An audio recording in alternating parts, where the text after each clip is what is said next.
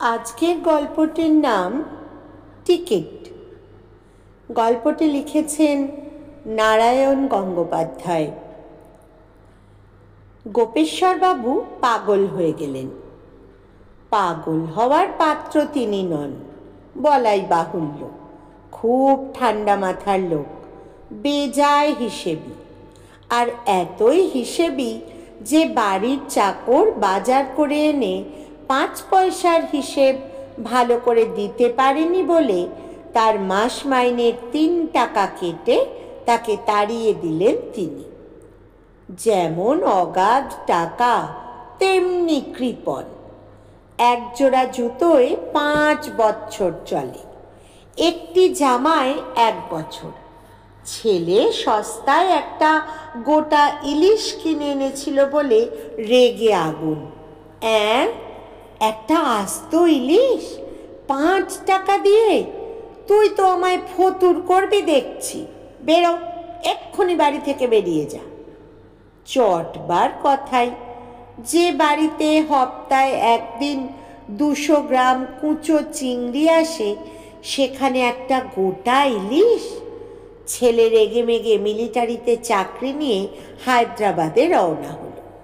গোপেশবাবু বললেন, বাঁচা গেল। হেন গোপেশবাবু পাগল হয়ে গেলেন। কিন্তু কেন গেলেন সেইটাই বলি। সেদিন বেলা 11টা নাগাদ তিনি বাইরের ঘরে বসে খবরের কাগজ পড়ছেন। কাগজটা পাশের বাড়ি থেকে চেয়ে আনা। নিজে অবশ্যই তিনি পয়সা দিয়ে কাগজ কেনেন না। এমন সময় একটি লোক, গায়ে ময়লা একটা হাফ শার্ট, মাথায় ঝাঁকড়া চুল, পরনে হাঁটু পর্যন্ত ছোট ধুতি আর পায়ে জুতো নেই, বং ঘোর কালো, রোগা চেহারা। দেখেই গোপেশবাবু বুঝে নিলেন, মাপ করো বাবা, এখানে কিছু হবে না। লোকটি বললে, আহা, ভয় পাবেন না, আমি সাহায্য চাইতে আসিনি। তবে কি জন্য? চাকরি? আমার বাড়িতে কাজের লোক দরকার নেই। আগে আমি চাকরিও চাই না। তবে? আশ্চর্য হয়ে গোপেশবাবু বললেন, আমাকে দেখতে এসেছো নাকি? লোকটি ফিক করে হাসল। আগে দেখবার মতো লোক তো আপনি বটেই। করতেন ফুটপাতে আলু বিক্রি, এখন 7খানা বাড়ির মালিক। একেই বলা চলে কর্মবীর। আপনার মতো লোককে দেখলেও তো পুণ্যি হয়। গোপেশবাবু ভাবলেন, খুশি হওয়া উচিত, কিন্তু ফুটপাতে আলু বিক্রির কথাটা মনে করিয়ে দেওয়া তার ভালো লাগলো না। বললেন, ঠিক আছে ঠিক আছে, দর্শন তো হলো, এবার কেটে পড়ো। সে বললে, জলে জল বাঁধে, টাকায় টাকা আনে। একখানা লটারির টিকিট কিনবেন স্যার? আপনি কপালে লোক, নির্ঘাত পেয়ে যাবেন। লটারির টিকিট শুনেই গোপেশবাবু শক্ত হলেন। তিনি এসবে বিশ্বাস করেন না। আর কোনো কারণ নয় তার ধারণা ওগুলো স্রেফ ধাপ্পাবাজি। ওদের সব নিজেদের লোকের সঙ্গে সাঁট থাকে, তাদেরই দিয়ে দেয়। আর যত বেকুব আশায় আশায় টিকিট কিনে টাকা নষ্ট করে। তুমি বুঝি লটারির এজেন্ট? দোকান বসিয়ে কুলোয় না, তাই বাড়ি বাড়ি হানা দাও? যাও যাও, ওসবের মধ্যে আমি নেই। না স্যার, আমি এজেন্ট নই। কাল 1 টাকা দিয়ে একটা কিনেছি, কিন্তু বেকার লোক স্যার। আজ দেখছি এবেলা যে 2খানা রুটি কিনে খাবো তার সংস্থান নেই। সেই টিকিটটা আপনাকে বেচতে চাই। পকেট থেকে একটা টিকিট বের করলো, X588। লটারির টিকিট? আমি কিনবো না, বেরো। স্যার, রাস্তার গণৎকার বলেছিল এটা লাকি নাম্বার, লাগবার চান্স আছে স্যার। আপনি কপালে লোক, ঠিক পেয়ে যাবেন। নিয়ে নিন না স্যার, X588।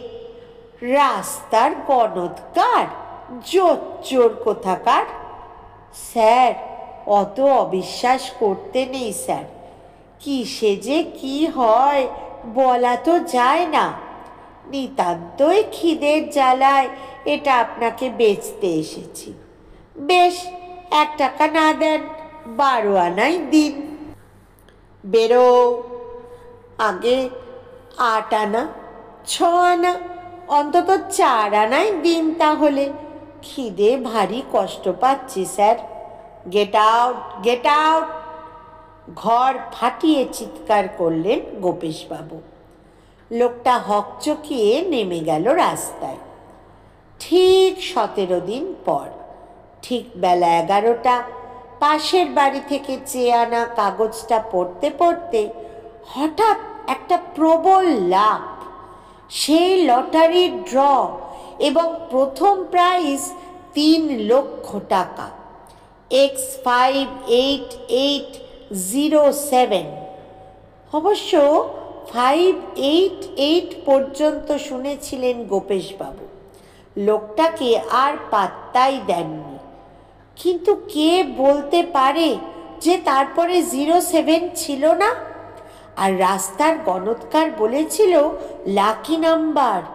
লোকটা বলেছিল আপনি কপালে লোক পেয়ে যাবেন। আয় রে, গেল গেল গেল আমার 3 লক্ষ টাকা! ডুকরে কেঁদে উঠলেন গোপেশবাবু। দৌড়ে এলো বাড়ি শুদ্ধ লোক। চেঁচাতে চেঁচাতে রাস্তায় বেরুলেন গোপেশবাবু। ধরো, খোঁজো সেই লোকটাকে। খাকি হাফ শার্ট, রং কালো, রোগা, খেতে পায় না। কিন্তু 15 দিন আগে যে এসেছিল, আজ আর কে ধরবে তাকে কলকাতার রাস্তায়? বরং গোপেশবাবুকেই জাপটে ধরতে হলো সবাইকে, নইলে একটা ডবল ডেকারের তলায় চাপা পড়তেন ভদ্রলোক। মুখে ফেনা তুলে চেঁচাচ্ছেন তখনও, ধরো লোকটাকে, আমার 3 লাখ টাকা নিয়ে পালিয়ে গেল। এখন গোপেশবাবু বদ্ধ পাগল, মানে দড়ি দিয়ে বেঁধে রাখতে হয় তাকে।